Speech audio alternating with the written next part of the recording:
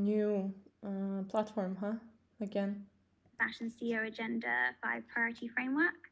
And the actions that we outline here are the respectful and secure work environments, better wage systems, resource stewardship. Single UK person should shift their accent to something more suitable for my ears, please.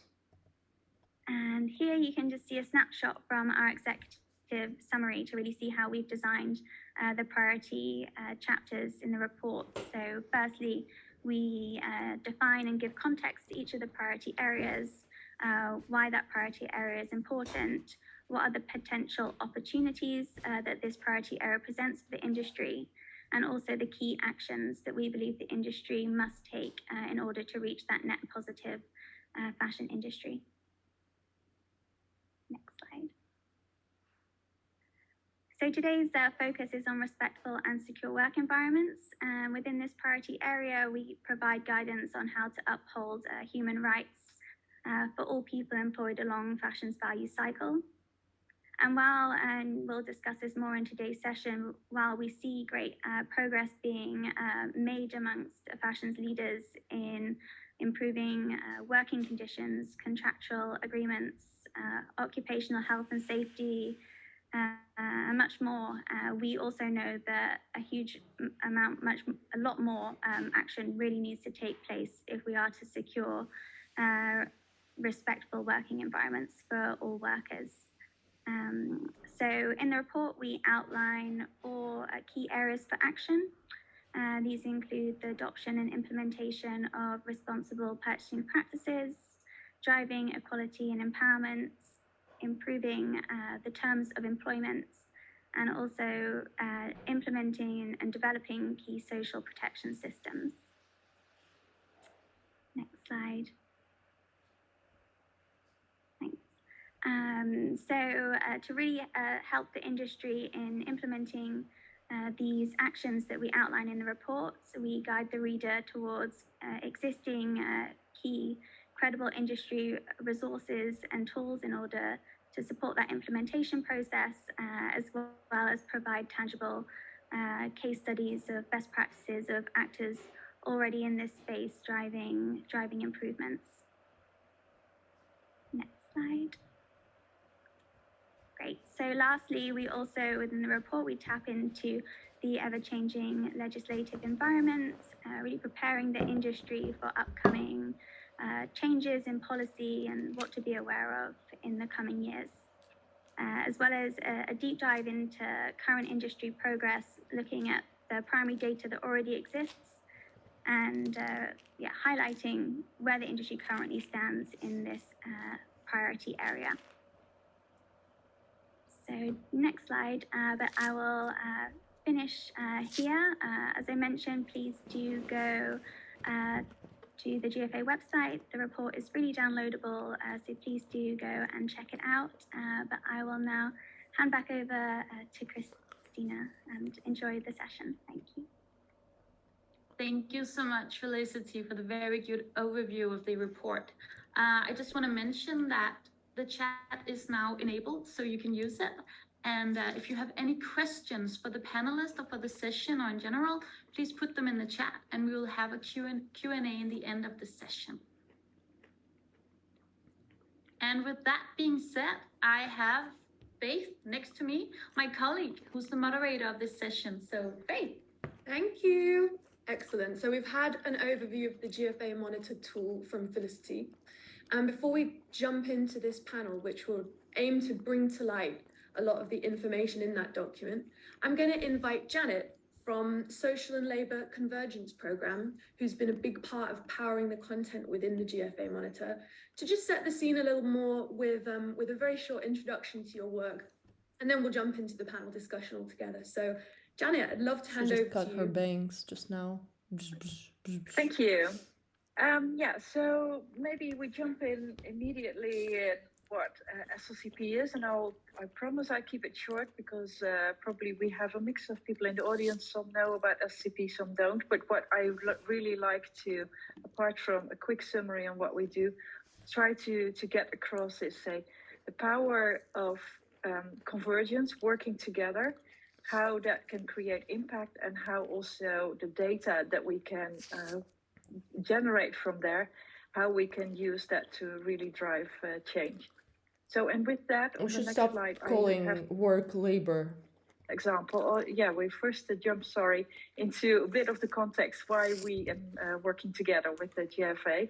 So we work on basically two priorities on the GFA agenda that Felicity highlight. And we also contributed to the monitor, and we've been in great partnership and collaboration, and I believe we really complement each other, GFA and SLCP, and really also looking forward to continue that collaboration. So, and the next slide, that's the slide that I wanted to show to kick us off, because that really shows what Felicity was already saying. We really have a lot to still do. So SLCP has gained momentum. We have quite a lot of people who have started to use it. We have a pool of data. And what we found from the 2021 impact report is that more than 90% of all the facilities, and those were more than 4,400, there is at least one or more legal non-compliance. So we're not talking about aspirational goals, but really about the minimum related to national labor law. And we find the non-compliances mostly in the areas of health and safety, working hours, and wages and benefits. So that to set the scene. And then really briefly, I'll run through it a bit about us. You know how to resolve this issue? Stop the fashion industry completely and see what happens. Expecting another slide, but this is okay as well. We are an organization, multi-stakeholder organization. Just really stop producing. That's it. And what we do is really implement what we call a converged assessment framework that we've created with our more than 250 signatories. We have started implementation in 2019, and we have grown since then. And we last year managed to work with more than 7,000 factories who implemented the converged assessment framework.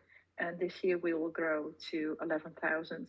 With that, what we want to achieve is reduce audit fatigue. Everyone to use the same set of data, generating credible and actionable data that can drive insights and improvements, and reallocate resources from audits towards improvements. You'll see that we have quite a global coverage. It's more than 50 countries where the factories using the converged assessment framework are based.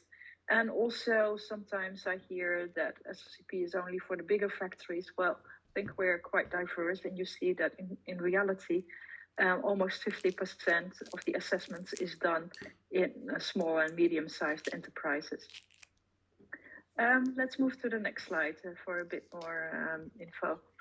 So this, I think, slide shows the momentum that we've been able to have. Though we are a young organization, and at the start, I think the industry was a bit cynical, like harmonization in audits. Is that really possible? And I think this proves it. More than 65 brands, retailers, and standard holders have now publicly committed that they are using the converged assessment framework rather than proprietary tools. So that's super encouraging. And on the next slide, maybe if you can move to that one, I wanted to also show that if we have a good framework and verified data, robust systems, you also need to have a way to share those data in a secure and scalable way. We have a sophisticated system for that with our partner ITC, and also what we call active accredited hosts, platforms that are connected to a central repository. And Hague is one of them, and you'll hear more from John around that. But that's just essential in the way if we want to use the data. The next one, please. A little bit about the impact, and I encourage you to look at that more if you're interested in it. But as I said, if we're moving, and we see the evidence of that, moving resources from duplicative audits towards improvements, we are really able to now make reinvestments in workplace improvements. And we're partnering with the Better Buying Institute, and the second cycle that we've done now collectively, we really see that suppliers are confirming what was the original intention and purpose for SLCP. The next one, please. That is also the last one. So I think we're going to probably in the panel discussion really talk about the use of the data and how that can drive improvements. And this is a little bit of a summary of that. So in the first place, for a company, a business, they can use SLCP and the conversion assessment framework as a solution in the implementation of, for instance, due diligence, so they can monitor the progress in their own supply chains and really from there make the improvements. On an aggregated level, we can use the data to get insights on where the industry is and where the priorities are in addressing those. And also lastly, all of this can inform stakeholders, including, for instance, policymakers, to drive also better policy enforcements, and in the end also on that way address the human rights needs. So with that, I think I hand over back to the GFA team. Fantastic. Thank you so much, Janet, just for laying that foundation that's going to really help us with an informed panel discussion now. So a quick hi from me to everyone watching. I'm Faith. I am here in Copenhagen, and I'm the head of content here at GFA. And my job here today is really to try and bring all of the work and passion that's within the GFA Monitor tool to life. And I'm lucky to have 4 really incredible expert voices who, through their own work experience, can really bring some insights for you today. So please use the chat.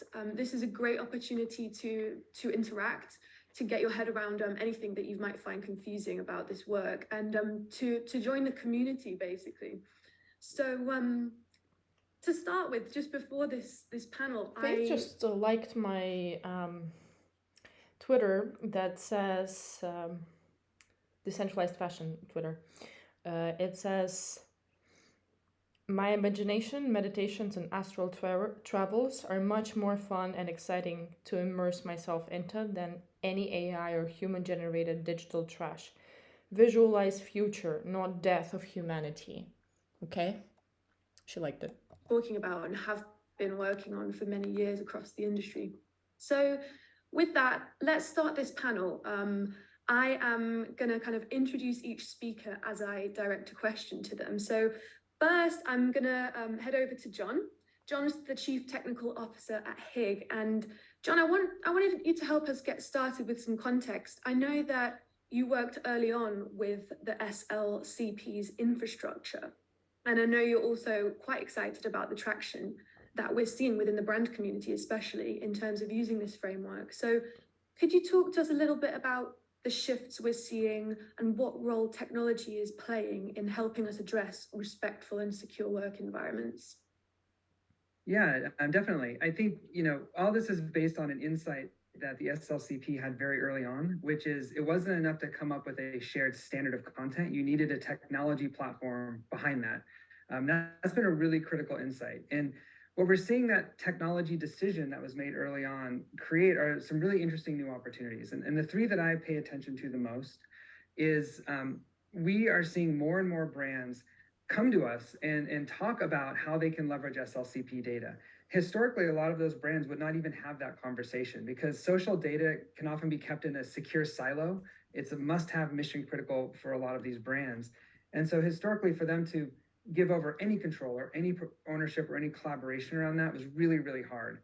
And we're now seeing them proactively come to us to ask how they can get engaged. And that's a huge shift that's enabled by the technology, by them knowing that it's secure, it has high integrity, and that everything's working as they expect. So that's kind of on the new brand side. On the factory side, it's also really interesting.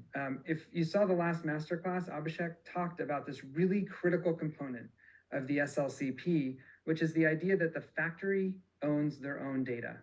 And that's a really big transformational aspect that the SLCP has brought to scale in the industry.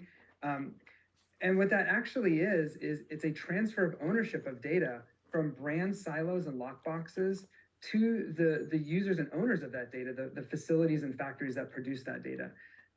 The only reason that's possible is because of the technology that gives everybody trust in the system, right?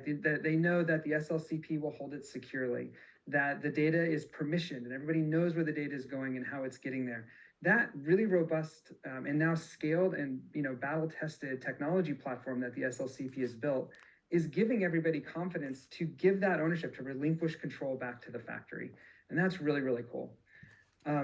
And the final thing, just in the last 6 months that we're seeing now, technology start to trend out and where we see things going is historically what a lot of brands do is they'll take SLCP data from a factory and they'll convert it into their internal legacy formats. These are tools that they've been using for 10 or 20 years sometimes that they own. And so the SLCP was treated as a data feed, not as a fundamental part of their systems.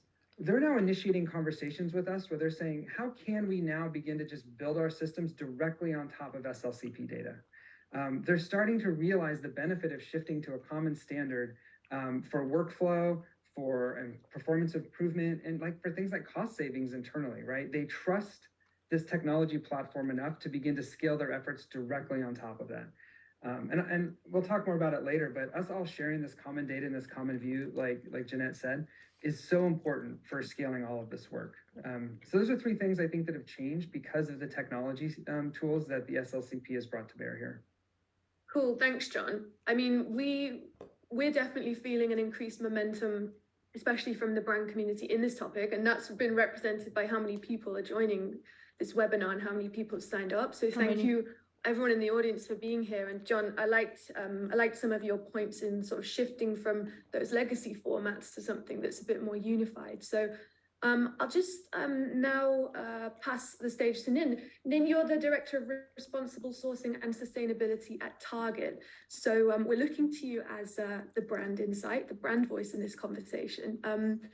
Do you agree with the things that John's saying? And when it comes to scaling data collection from the supply chain at Target, where can brands like Target intervene to make these workplaces more respectful and secure? Thanks, Faith, for bringing me in. I think John had some really great points. And I think for us as a brand, we've been working with SLCP for a number of years now, but we've also kind of been on our own convergence journey to really kind of move away from our proprietary tools. But I am very excited to see this shift from many brands, including small as well as large brands, really trying to move away from this. And it wasn't so much a way to kind of scale data collection for Target. It was really to think about how do we move away from our own proprietary tools. I don't want to show you my email. In order to really help our supply chains focus on what matters the most, right? And that is helping drive a just and equitable supply chain. And so I think for us, the mission from what SLCP has been driving is really aligned to what we've been trying to do, and that's really trying to improve workers' lives and continuous How do we know how many improvement. people are here? I think the idea of shifting we can know. towards a very new ecosystem can be really daunting for many brands, because as a sustainability professional, many people are really into it. But I think the concern is, how do we do this in a way that we're going to be able to do this as a total company initiative, right? And so really, I think those are some of the things that we have to address as well. But I think the idea of once we start to do this, and I think Jeanette mentioned this as well, there's a little bit of cynicism at the beginning, and there's a lot of change management. But a lot of what John has mentioned is what we're seeing as well. We're seeing efficiency internally. We are actually seeing a lot of benefits when it comes to our ability to get more visibility into the supply chain. And so it allows us to also really try to unlock honestly insights that we may not have received before. But more importantly, going back to factories, it allows them to understand where their performance is as well. And so I do think that there is a huge adoption rate that's happening as well. But I do think that there's certainly more that we can do. Okay, so the other day I was meeting friends, having a game night.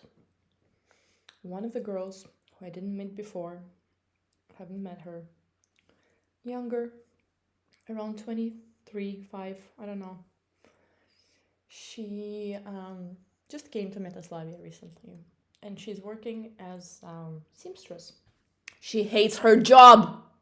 She fucking hates her job, okay? She hates her job, and you know what? I'll tell you a secret. Most seamstresses hate their jobs.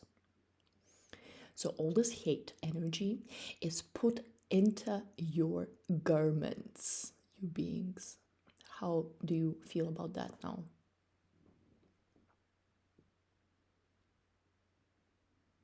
Nothing you can do. However much money you pay them, they're gonna hate the fucking job because it's not a fun job to do. So let the robots do the thing.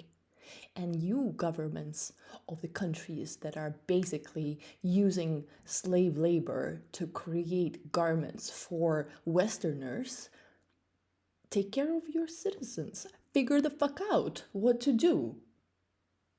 A long-time friend and collaborator of GFA, and from a kind of manufacturer's point of view, does the manufacturer have to press their clients, brand clients, to be part of this? From your perspective, is it easy to move towards convergence? What's blocking progress? Yeah, I mean, hi everyone. It takes time. I think it's great. I think just want to echo what John had said, and I think the difference between SLCP is that we actually, as manufacturers, own the data, and it really sort of helps us to really understand to a certain extent how we are performing. It's not the traditional audit and audit system, and I think we then can really manage and really sort of understand.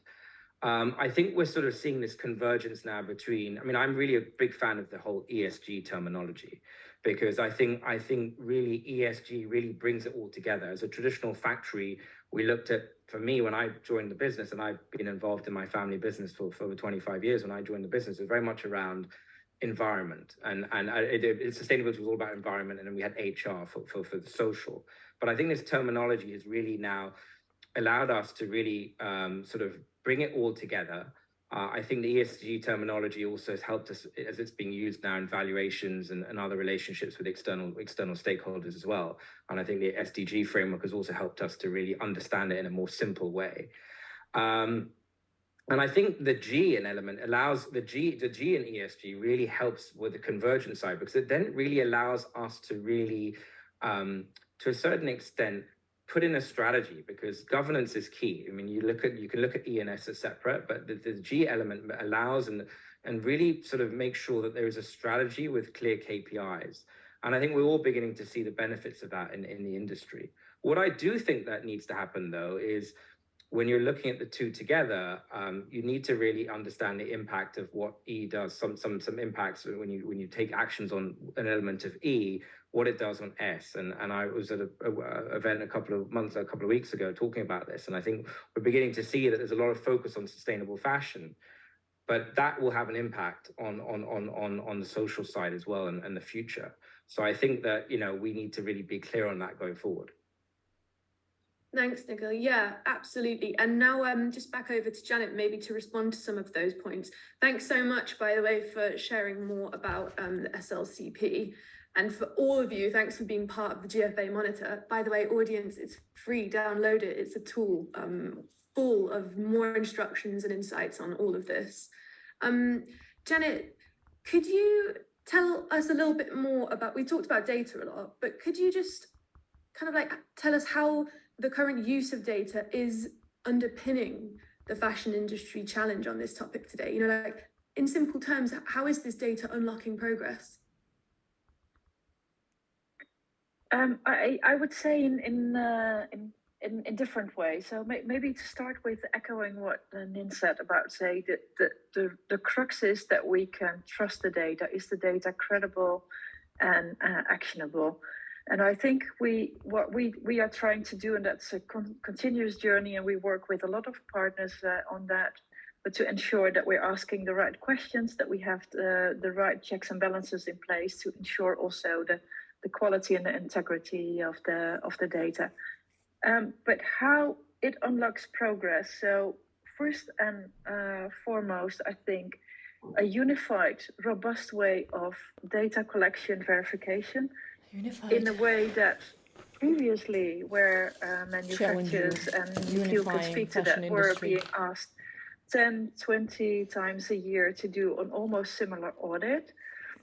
Huge resources were wasted by that. And if we can replace that by one single way to measure it and to be able to share the data in the way that we've just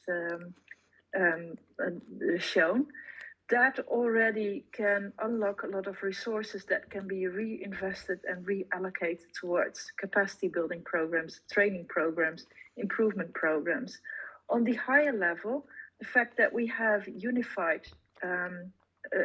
tool, a unified system, also unified data means we can compare apples with apples globally, but also can make analysis on that on tiers, products, countries, specific topics.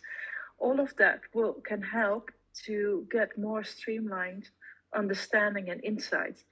So the one slide that I was showing at the start just is a glimpse of what we can all do with that. And I think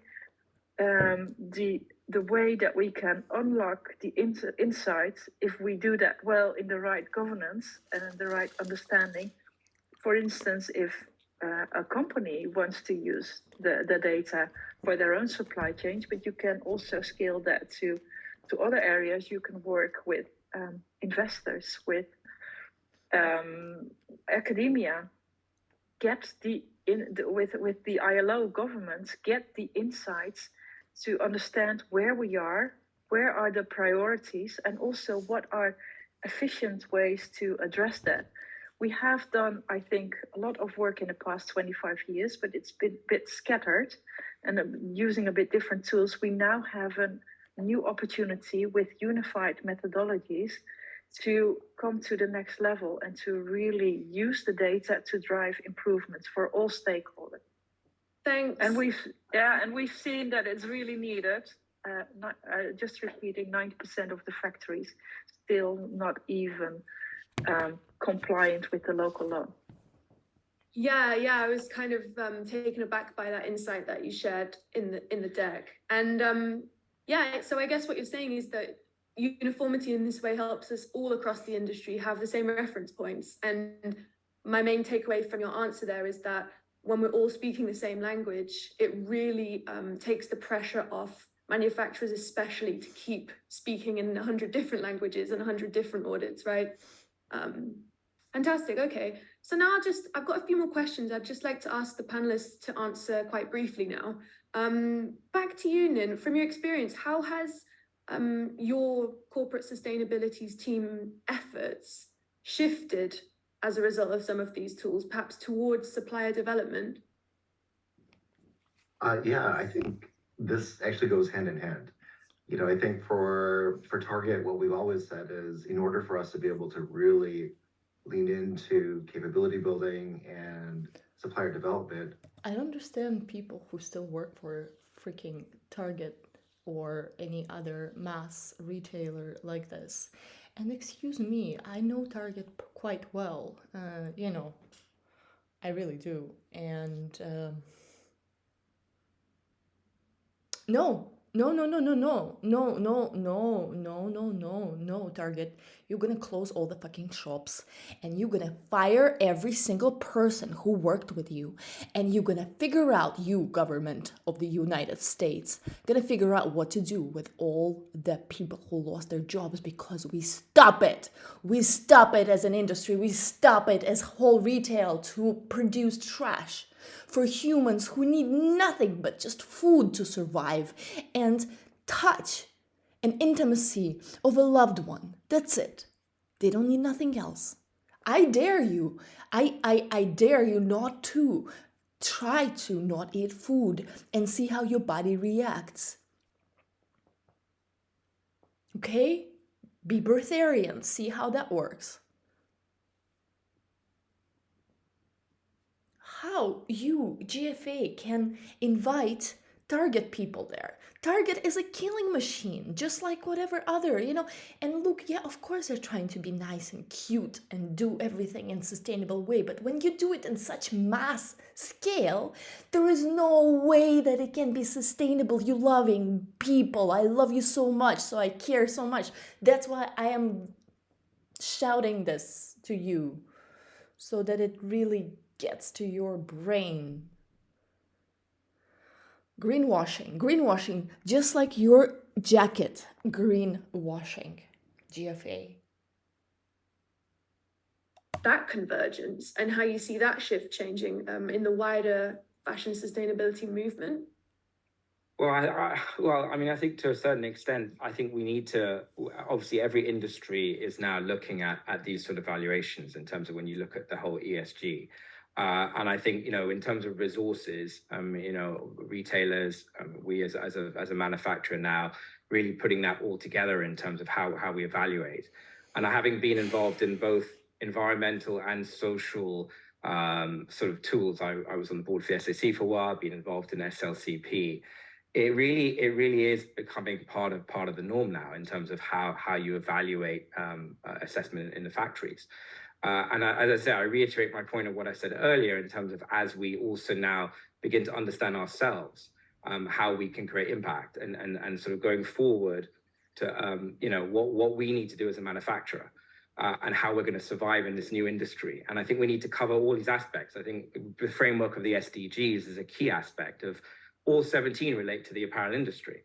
So how as a manufacturer do we look at that? Thanks. Yeah. I am fascinated about how a manufacturer would look at those 17 goals, because you're right, they are such a useful language, and sometimes it takes the experience of stepping outside of our fashion industry space to realize how useful that framework is. So Janet, when it comes to any interesting examples or experiences, case studies of what's happening now in terms of impact, got anything interesting to share there in terms of social sustainability? Some nuanced insights from you? Yeah, so as we now move in, say, the fourth, fifth year of operation, there are brands and manufacturers who have been using the tools and really can see the evidence of reduction of resources into audits and unlocking resources for improvement programs. So you've heard a bit from Nikhil, you've heard a bit from Nin. We had done some also our own surveys among our signatories, also speaking to the same, and so some manufacturers are already saving up to $20,000 US a year that they can reallocate. So imagine with how much is the potential with all the factories in the world if they would be on such a system. So that's turning into the hundreds of millions on an annual basis. I think that's how we, on that scale, that's how we need to start thinking about in order to address the big problems that we see. We are collecting those case studies, and also they are freely available. On top of it, we are doing, as I already quickly highlighted, we're working with the Better Buying Institute. They do these anonymous surveys on an annual basis, and there are some specific questions also related to SLCP. And also now we're seeing really some encouraging results that particularly the manufacturers who have been a bit on the losing end of this, they are seeing the benefits of unification, convergence. Got it. I really like your point around the scale here, and how if we zoom out, we can be really ambitious. And I think that really links to our mission here at GFA and what Felicity mentioned before around net positivity. I mean, these big ambitious views and the scale of our industry, we have to recognize it even when we're in these technical details. So I'd just like to remind everyone who's watching live, like please do share some of your experiences or reflections to what you're hearing. We'd love to get a little bit of feedback in terms of whether you agree, how new some of this terminology might be. Feel free to drop into the chat. But another question for you, John. When it comes to specific hotspots in the data, can you share any statistics or any? How does that question feel?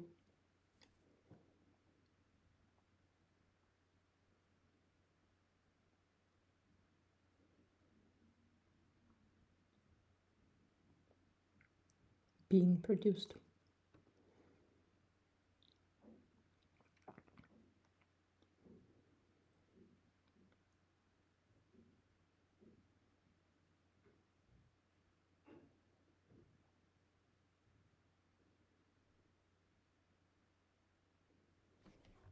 How you perform over time, you know, that multiple assessment engagement creates situations where not only is worker engagement higher, but maybe wages and benefits, you know, you're showing up better in that category as well. So there's these interesting knock-on effects from this kind of common engagement model across everything. But, you know, touching on what Nin said, that I think is something I want to leave us with that's, I believe, really important. You know, Nin talked about how HIG can, you know, do benchmarking and hotspot finding and things like that for them. And that's really important. But it's also important to recognize that there's probably 100 other systems that do similar things in the world that have their own value judgment and their own value lenses. And Jeanette mentioned this earlier about this need for common methodology around how we look at the data. What I get most excited about is the fact that by having common data, you actually can support a level of divergent methodology. But because we can all get back to the core data, because we're sharing a common data pool and no one of us owns that data, right? The manufacturers own that data. People can come up with new ideas and new innovations and new ways of looking at the data, and it's transparent for all of us, right? We can all look at the same data they're looking at. We can replay their methodology. We can understand the conclusions they're drawing. And that's really going to be so important to the innovation that is going to be built on top of the SLCP, so that we don't just solve the problems of the past, but we start finding the problems of the future and solving them. Water.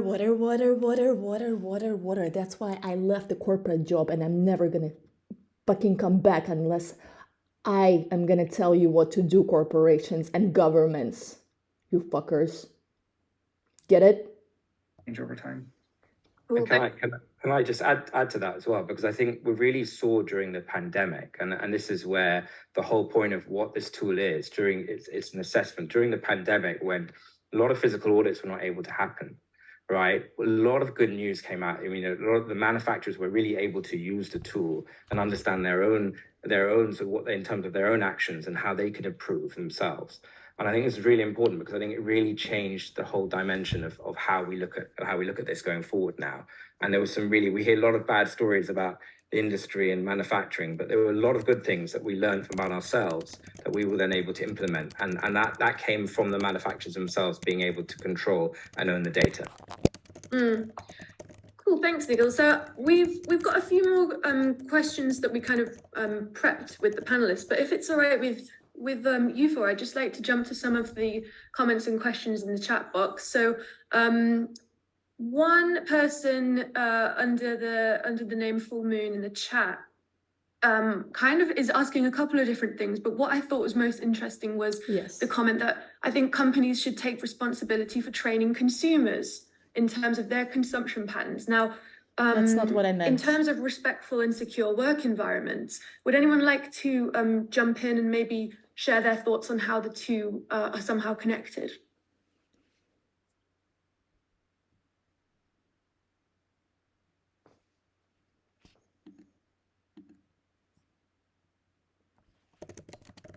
I do think that there's an opportunity, and I think when we've participated in HIG, one of the ambitions has been around providing more transparency to consumers as well. I think that we still have a long ways to go when it comes to some We don't have a long ways to go. that we take really are important to kind of People will be dying. We don't have that time. be as a company driving ethical behavior. I don't think that right now that there is a way for us to be able to communicate that given like all the information that we're trying to share specifically around product or other elements. But I do want to share that I think a lot of this does help us provide more credibility within the supply chain. So I don't know if that really answers the question, but I can at least share, at a high level intention.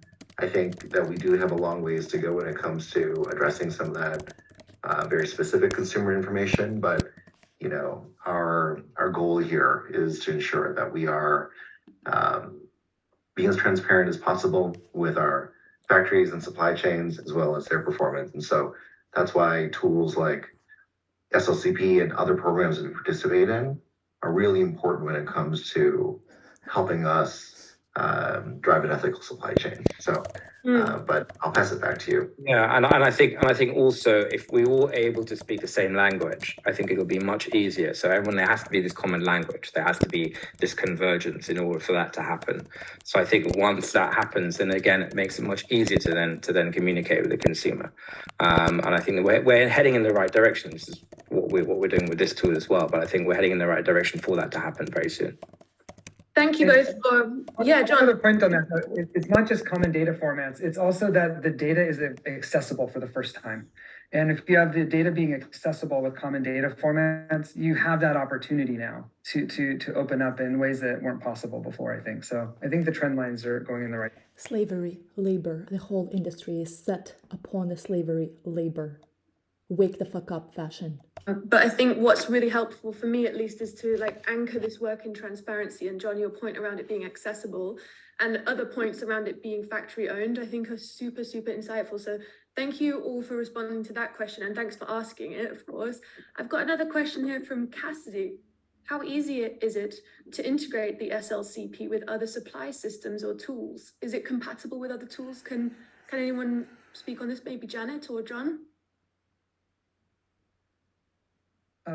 I'll take a first stab at it.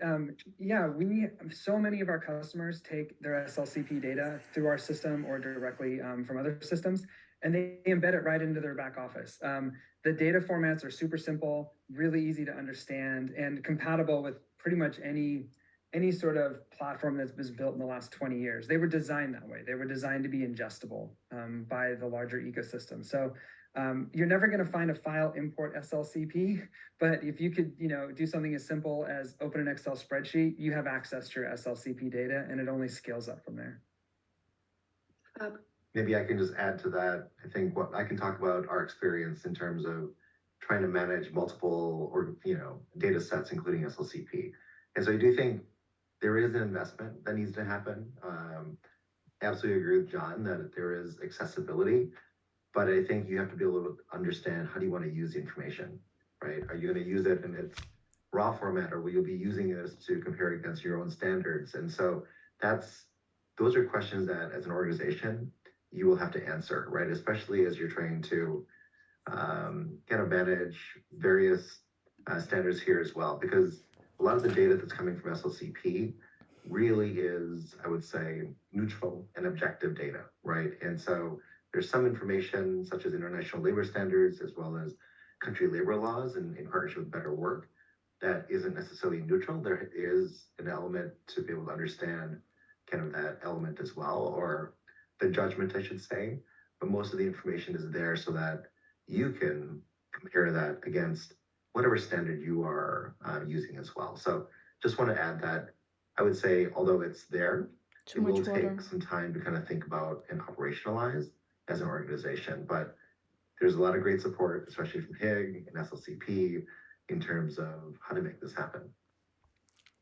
Great. Thank you all. I think we're really appreciating these questions as well. So thank you so much. Nice one, Cassidy. I'm glad that was helpful. We've got just less than 10 minutes left of this webinar. So I'd just like to maybe pick up on one more question, then we'll round off. But thanks everyone for sharing these questions.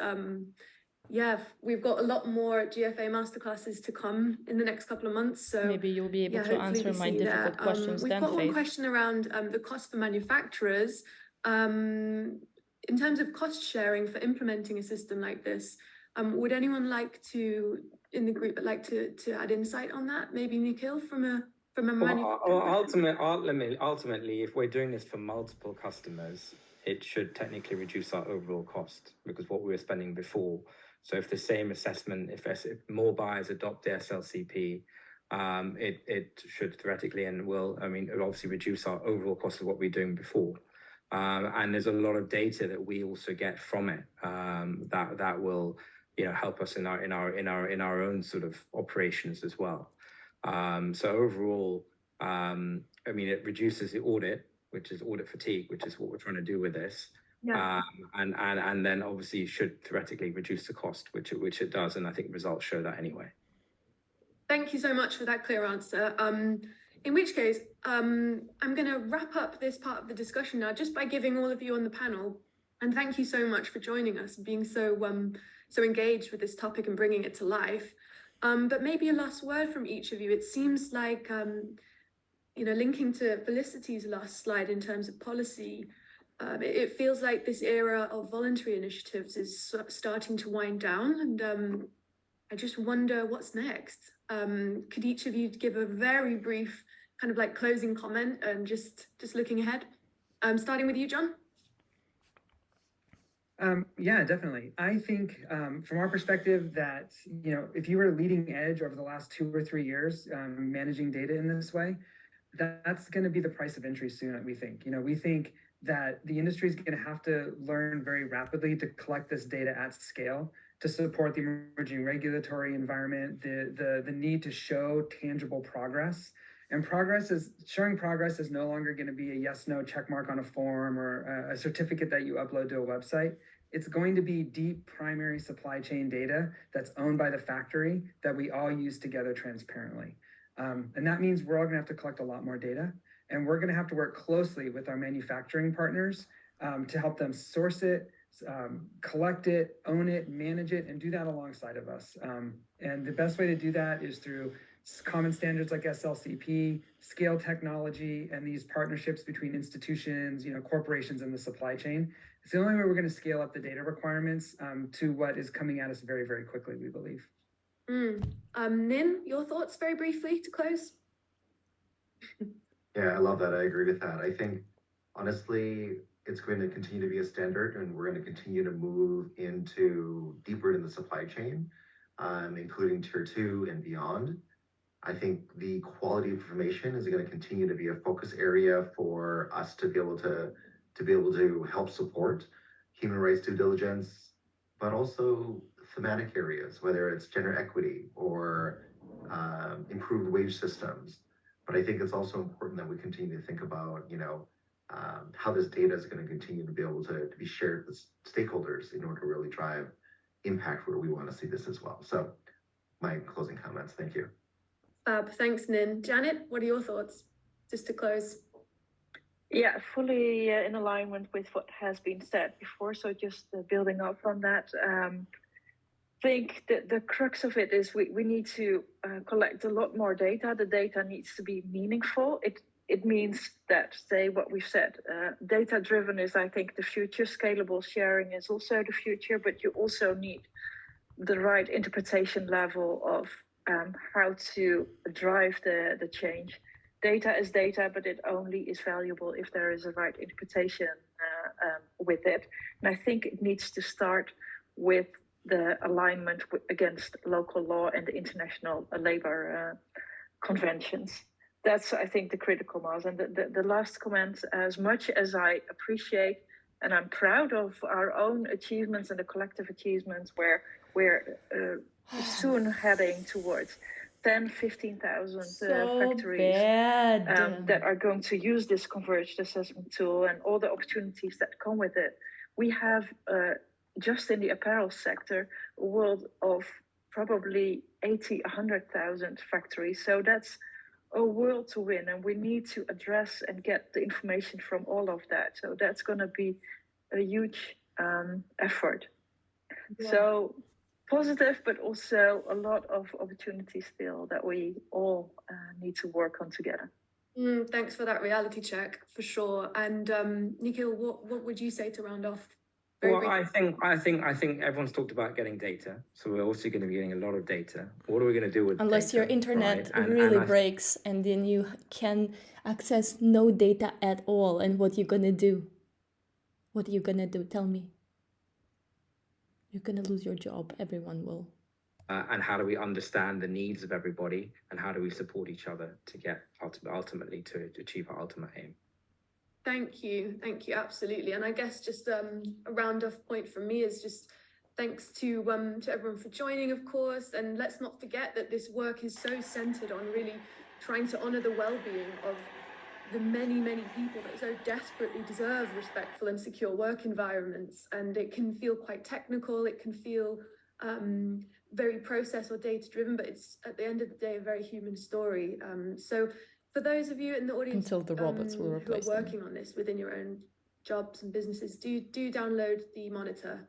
And yeah, thank you all so much. I'm going to hand back to Christina and for a closing comments.